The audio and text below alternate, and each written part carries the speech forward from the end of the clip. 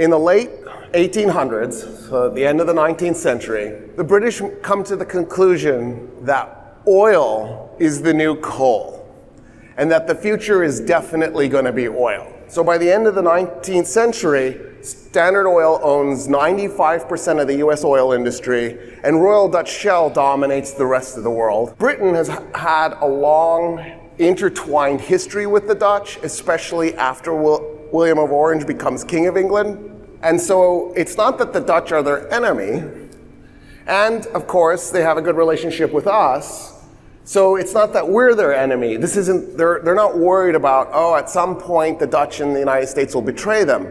They're worried about what happens if something happens to the Netherlands, what happens if the United States elects some nut job president and they derail themselves. We can't rely on others, we have to rely on ourselves. And they're thinking you can make a lot of money off of oil if we're right that oil is the future. The history books give them the answer.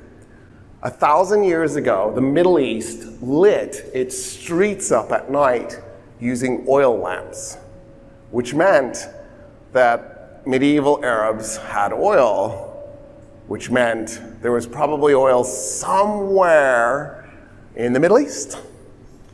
So that's where they decide to start looking. In anticipation of this, the Brits decide to expand their presence in the Arabian Gulf. The reason the Brits have a presence already in the Arabian Gulf is the following. The Arab states that are today the UAE, Qatar, Bahrain, and Oman had pirate fleets, and those pirate fleets were operating in the Arabian Sea, capturing British ships going back and forth between India and the British Empire. And it was driving the Brits absolutely bonkers. So in the early 19th century, the Brits either militarily engaged them or diplomatically engaged them, and they make a deal to get them to stop attacking British shipping. So the Brits are already on the ground there, but they decide to expand, and the place they're thinking about ends up being Kuwait. They literally carve Kuwait out of the Ottoman Empire so that they're at the top of the Arabian Gulf. And that way they can militarily position themselves if they need to in the event they find the oil they think they might find. In 1901, a guy named Darcy approaches the Iranian government to see if he can get permission to explore for oil in southwest corner of Iran. The rulers of Iran at the time were the Qajars. The Qajars like to spend their days in opium dens. They were really into opium, like that was their thing. So Darcy approaches the Iranian government, and the ruler at the time was a Qajar named Muzaffar ad-Din Shah, and he strikes a deal with him. Here's the deal. In the event that they do find oil, the Shah, the Qajar ruler of Iran, will get the equivalent in today dollars of about $2.5 million, just cash. In return, he'll also get 16% concession. So for every $100 that the British pull out of oil, the Shah will get 16 of those dollars and the Brits get 84 of those dollars. That's an incredible deal. Always negotiate with people who are high on opium. Long story short, they end up creating the Anglo-Persian Oil Company out of this thing, and it does find oil. Darcy was right, he was in the right place. They find oil, and they don't find a little bit. They find a lot. As World War I is approaching, the British realize, or they find out, that the Ottomans have just found oil. And the Ottomans have found oil in what is today northern Iraq. And so the Brits approach the Ottomans and say, look, we want that oil too, we want it all. And the Ottoman Empire goes, sorry, we already made a deal with the Germans. And so the British go, okay, we got your number. We got your number. We're gonna take you down if there's ever a World War I. So, the British and the French start planning for World War I. And the reason they're planning for World War I is because they're going to make it happen. The British especially are interested in this. In part because the British have a problem, another one. Oil was the first one. They've crossed that hurdle.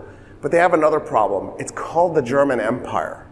This brand new state, because Germany's brand new. It was made in 1871. It's 95 years younger than the United States of America. This brand new empire that came out of nowhere, basically, is a super industrial state making a massive navy.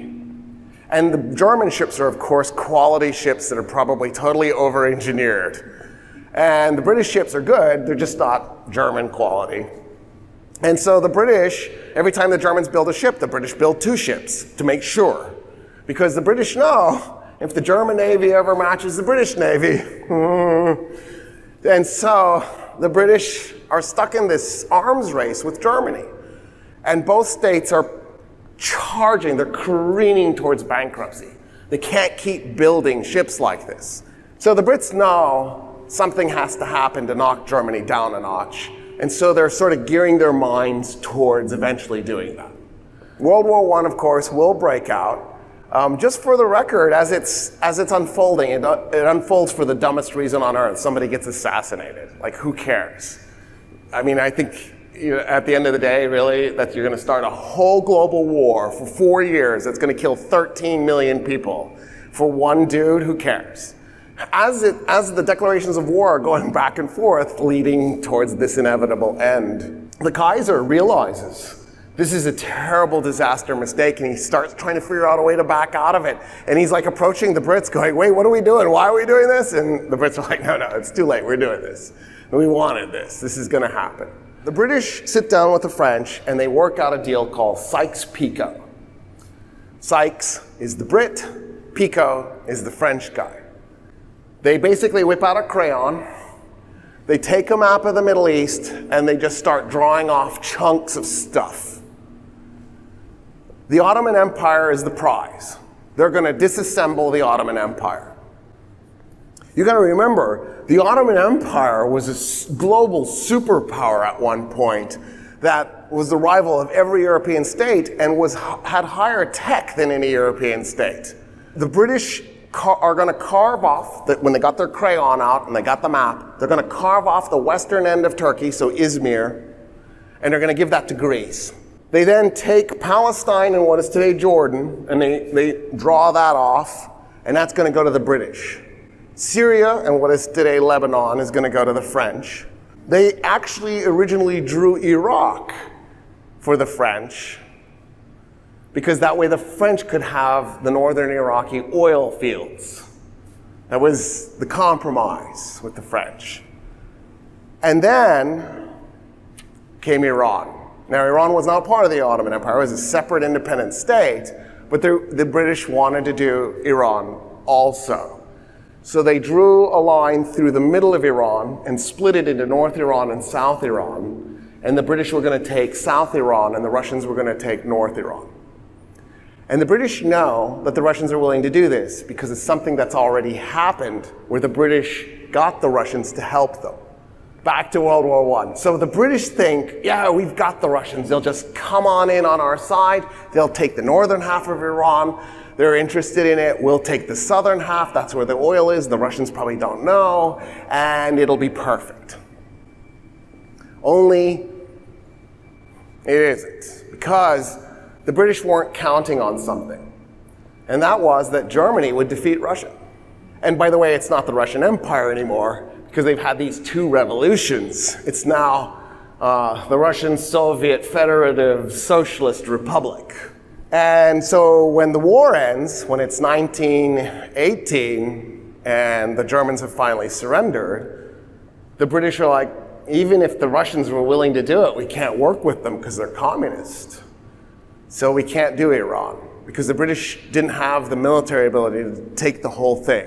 And there's no way to invade half of it because the other half will fight you. You've got to do the whole thing. So the Brits go, oh, oops, sorry, France. I guess you're not getting Iraq. That's ours. We need that oil. And they switch the Sykes-Picot deal. The French go, whatever. And they go along with it.